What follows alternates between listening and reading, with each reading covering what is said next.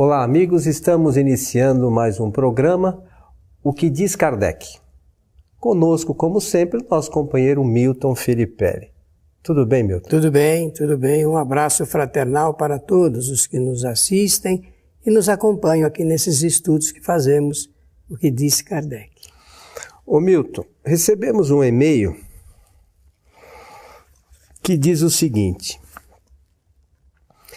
existe diferença sobre o que ensina o Espiritismo e o que pregam as religiões a respeito do estado futuro em que ficam os espíritos após a morte? Bom, a gente já pode fazer então, responder a pergunta e depois fazer um alongamento de considerações. Existe uma diferença frontal, uma diferença, e Kardec vai localizar essa diferença, textualizando, isto é, escrevendo então o conteúdo do Espiritismo em um livro, se bem que anteriormente ele faz reflexões lá na abertura do Livro dos Espíritos e também depois quando ele fecha a obra máxima da doutrina espírita, que são as conclusões. Então ele vai escrever depois um livro especialmente para explicar isto. Esse livro chama-se O Céu e o Inferno. É quando eu penso em dizer que aparece, já desponta, aspectos da teologia espírita. E ele vai abordar e mostrar essa diferença frontal que eu mencionei entre o Espiritismo e as doutrinas religiosas sobre a situação em que ficam os espíritos. Mas eu pediria licença a você para começar por uma outra teoria, uma outra doutrina, que ela não tem nada a ver com as doutrinas religiosas e nem com a doutrina espírita, que é o materialismo. Porque falar de futuro dos espíritos para o materialista, não há como. Porque o materialismo, a doutrina materialista, prega o nada após a morte. E é difícil você pensar no nada, qual é o... Por que estamos aqui, por que aprendemos, por que tantas diferenças, né, Milton? Você vê pessoas em condições financeiras boas, outras passando por privações, pessoas com uma série de problemas de ordem física, às vezes desde a mais tenra idade, às vezes tem privações. Será que Deus escolhe aleatoriamente uma família? Não, você vai sofrer, você... Mas nem pensar em falar em Deus se o assunto for o estudo do materialismo. Né? Porque para o materialista, depois da morte física não tem mais nada. Eis a razão pela qual entra aquele estudo a respeito do que, então, vamos gozar tudo agora, porque depois não sobra nada. Morreu, não restará absolutamente nada. Então, e Kardec vai fazer esse alinhamento de considerações. Ele vai puxar isso com força muito grande para mostrar a oposição frontal do Espiritismo, que abre uma perspectiva totalmente para a vida. E também não falando, nem entrando no mérito da religião, que considera que a alma é criada no momento do nascimento. Para o Espiritismo, a alma antevive, vive após o nascimento e depois da morte física. Então essa aí é uma nova notícia, que somente uma doutrina fundamentada na lógica, na razão e num novo conhecimento é capaz de oferecer. Então, para a doutrina materialista, não existe o futuro. Esse é o primeiro ponto que nós temos que considerar. As doutrinas religiosas, de acordo com certos graus da sua filosofia, ali, junto, na linha paralela de alguns interesses, então se pressupõe que as almas sejam levadas para tal ou qual local, dependendo de diversos fatores e tudo mais. Não vou entrar no mérito, não fazer nenhum juízo de valor, porque, digamos assim, todos os pensamentos têm valor, do ponto de vista da experiência e das necessidades, né, das pessoas que pensam assim.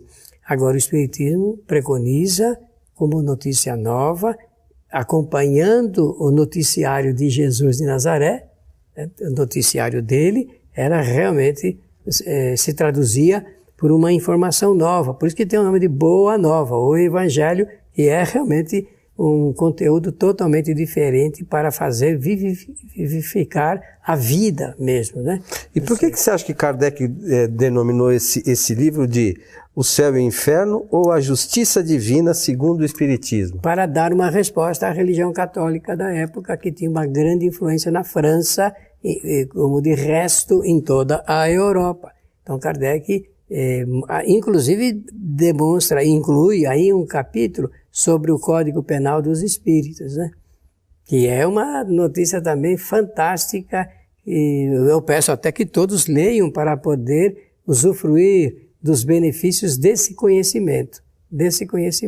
Voltando então à excelência da pergunta feita sobre a diferença do que ensina o Espiritismo e as doutrinas religiosas, e passando pelo que nós mencionamos aqui sobre o materialismo, nós precisamos agora lembrar do que os espíritos responderam a Allan Kardec, e depois ele desenvolveu como tese doutrinária do espiritismo, de que o espírito ele não fenece, não morre, não desaparece e não fica em nenhum depósito do universo, porque ele tem o direito de usar a liberdade para se locomover para onde queira, apenas limitado pelo seu grau de evolução espiritual.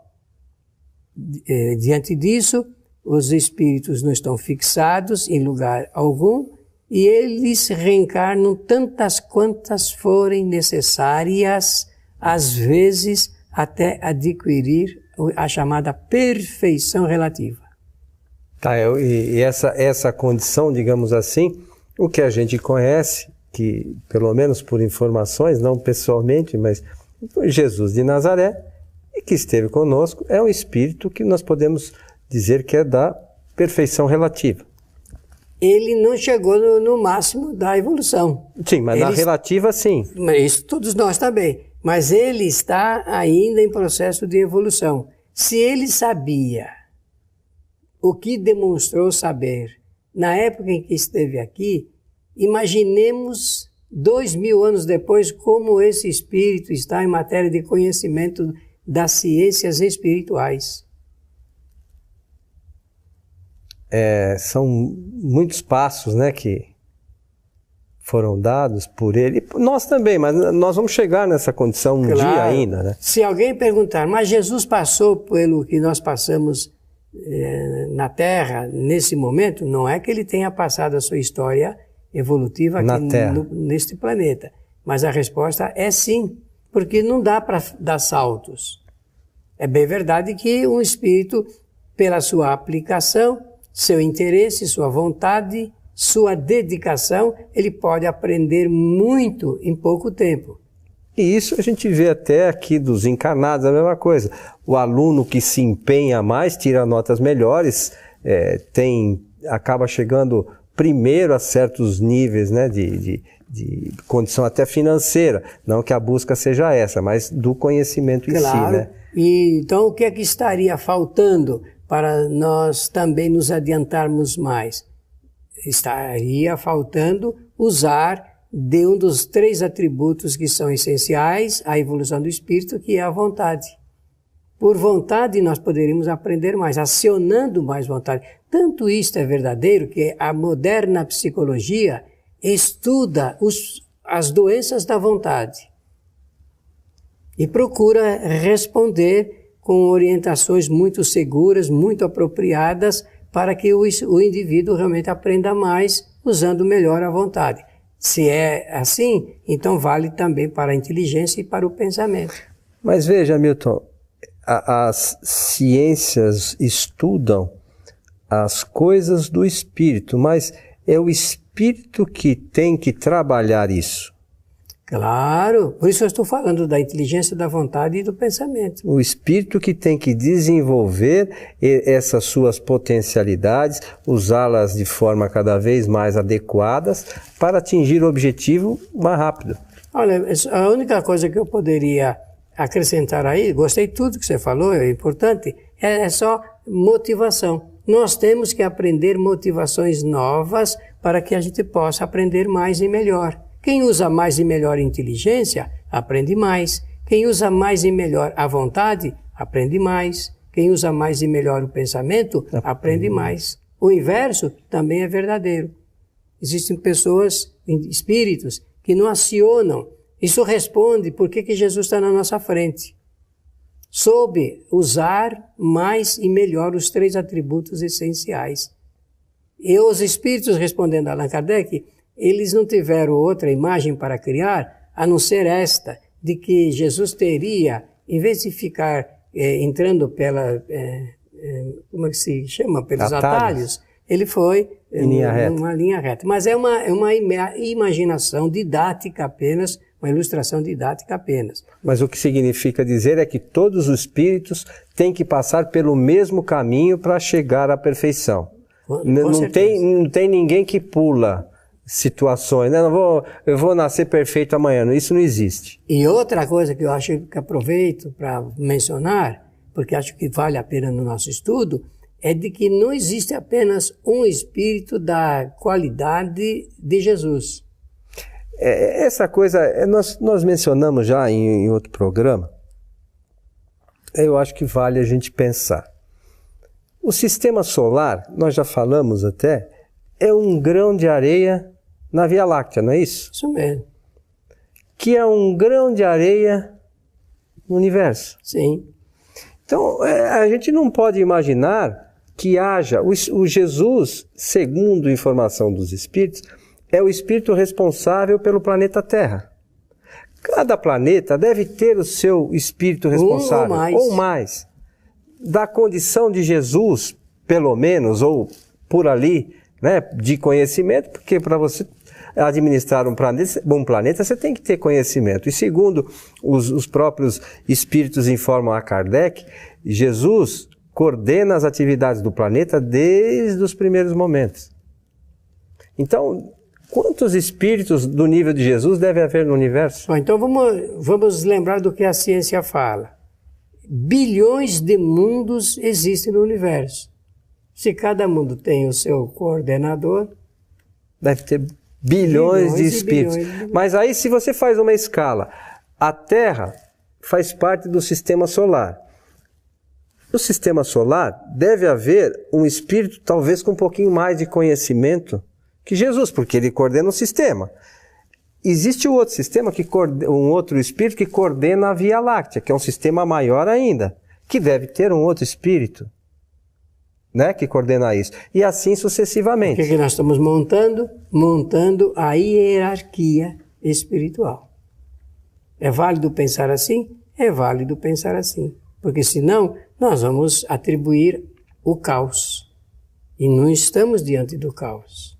Tudo está acontecendo de acordo com o que deve acontecer, efeito, resultado do que os espíritos pensam e fazem. Mas nenhum desses espíritos, os que nós estamos montando aí, falando nessa cadeia, se igualam a Deus em conhecimento. Não, nem podemos, sinceramente... Mas é bom que eu gosto de frisar essas coisas para que as pessoas não... Então é melhor que Jesus, então é quase Deus. É diferente, né? É outra questão que acho que para o nosso entendimento ainda está muito distante, né? Quando Jesus usa a expressão eu e o Senhor somos um, ele está falando na correspondência do que ele sabe e respeita as leis naturais. Quando nós nos identificarmos e vivermos enquadrados nas leis naturais, nós podemos usar uma expressão didática, estaremos com Deus. Interessante, né? Claro, porque nós ainda estamos engatinhando nesse assunto ligado com o conhecimento. O conhecimento é muito mais amplo, muito maior, nós não paramos ainda para refletir sobre essa matéria de uma maneira mais responsável ainda. Nós somos ainda espíritos imperfeitos. Isso. Né? Depois da escala, nós vamos passar para o nível de espíritos bons e depois para os espíritos puros, onde já está Jesus. Né? E nessa escala de espíritos bons, teremos que caminhar bastante ainda, né? Caminhar bastante.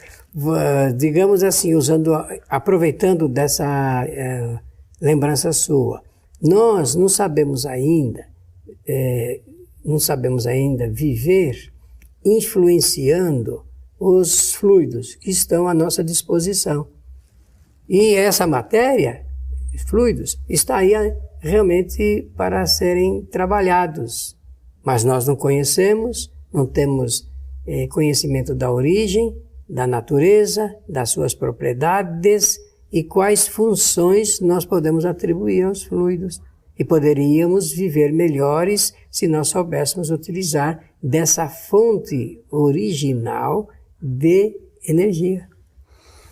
Agora, voltando à questão original que o nosso companheiro enviou, ou nossa companheira, não me recordo exatamente, sobre a visão espírita sobre o que acontece com os espíritos depois da morte.